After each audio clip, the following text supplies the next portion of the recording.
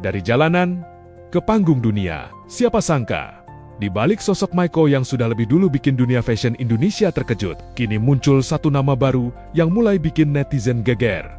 Victoria.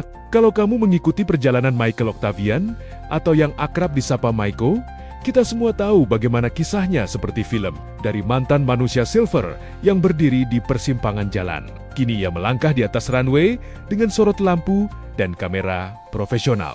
Tapi ternyata cerita perubahan itu belum selesai, karena di samping Maiko ada satu sosok yang perlahan mencuri perhatian. Namanya Victoria. Victoria bukan sekadar teman nongkrong atau kenalan biasa. Ia adalah sahabat seperjuangan.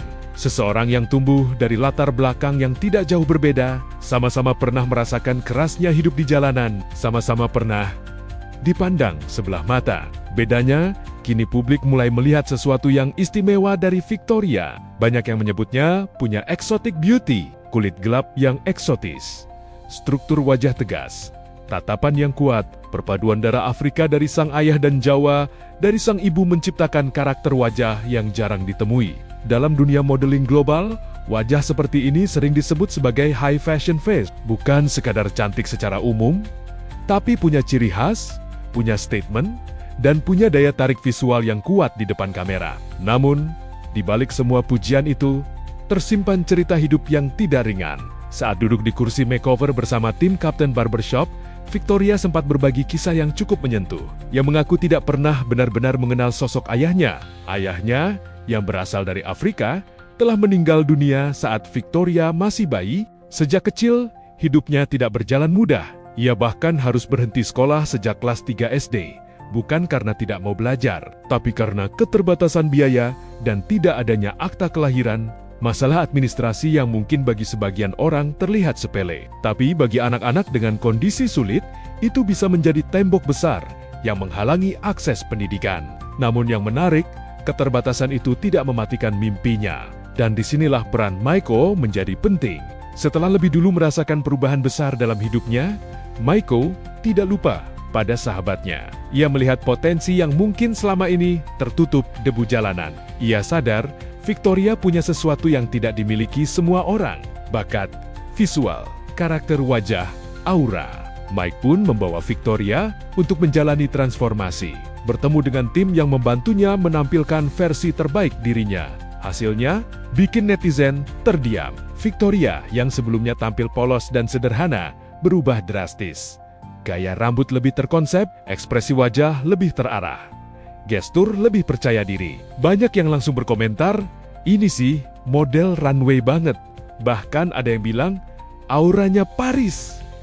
Meski posturnya tidak setinggi Mike, proporsi tubuh dan kekuatan karakternya membuat banyak orang yakin Victoria punya peluang di panggung mode yang lebih luas. Kisah ini semakin kuat karena perjalanan Maiko sendiri memang bukan cerita biasa. Baru-baru ini, Maiko menerima piagam penghargaan sebagai inspirasi Indonesia dalam bidang fashion model. Penghargaan tersebut diberikan langsung oleh Senator DPD RI, Shiri Igusti Ngurah Arya Wedakarna. Artinya, perjalanan Mike bukan sekadar viral sesaat, bukan cuma tren media sosial, tapi sudah diakui sebagai bagian dari perubahan sosial melalui dunia fashion.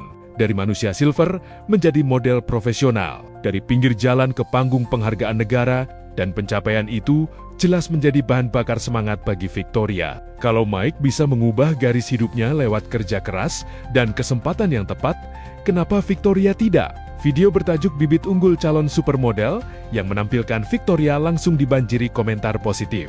Wajah supermodel banget, karakter wajahnya kuat. Jarang ada, kalau diasah serius, bisa tembus luar negeri.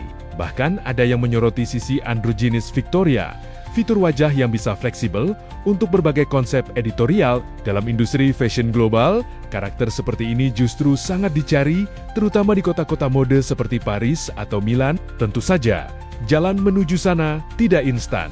Industri modeling bukan hanya soal wajah menarik, tapi juga disiplin, manajemen yang tepat, portofolio kuat, dan konsistensi. Namun satu hal yang tidak bisa dibeli adalah karakter alami. Dan itulah yang banyak orang lihat dari Victoria. Kisah Maiko dan Victoria mengingatkan kita pada satu hal penting, latar belakang bukanlah vonis seumur hidup. Putus sekolah bukan berarti putus mimpi. Kehilangan orang tua bukan berarti kehilangan masa depan. Tidak punya dokumen sejak kecil bukan berarti tidak layak punya panggung.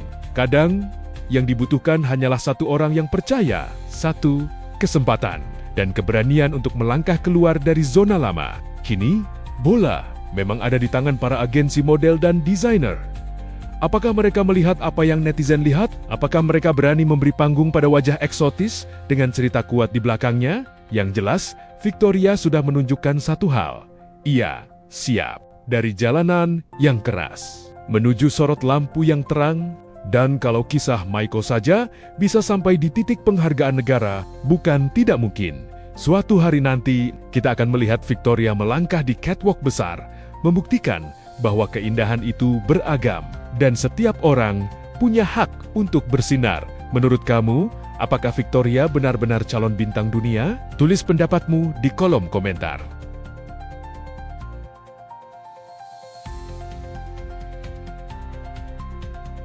Setelah Mike dan Victoria viral, banyak banget yang minta di makeover. Ini jujur ya teman-teman, dari 1000 banding 1 yang pernah aku coba makeover, itu cuman Mike yang berhasil. Victoria belum tahu lah ya, dia masih baru banget. Mike itu 2 tahun. Mike itu sebelumnya 2 tahun yang lalu, kita ketemuin dia berdua. Dia lagi ngebadut, pakai seragam badut, lalu nggak pakai alas kaki sama sekali di depan Gramedia Pasar Baru. Kemana satu orangnya lagi? Apakah satu orangnya lagi sama kayak Mike? Jawabannya enggak. Dia tetap di pinggir jalan dan tetap melakukan aktivitas seperti biasanya. Kita larang banget dia untuk melakukan kegiatan tersebut. Yang nurut cuma si Mike doang. Kenapa sih nggak boleh? Yang aku mohon nggak boleh. Karena jangan sampai mimpi kamu itu akhirnya merasa tidak bisa dikejar. Akhirnya kamu menyerah sama mimpi kamu dan mengubur mimpi itu. Perbedaannya ada di mindset. Mike membuat pikirannya mempunyai target, mempunyai goal dalam hidup. Ketika jalan itu terbuka, entah kamu viral, entah kamu dapat bantuan dari orang lain, itu secercah harapan tuh muncul. Pintu mulai terbuka sedikit.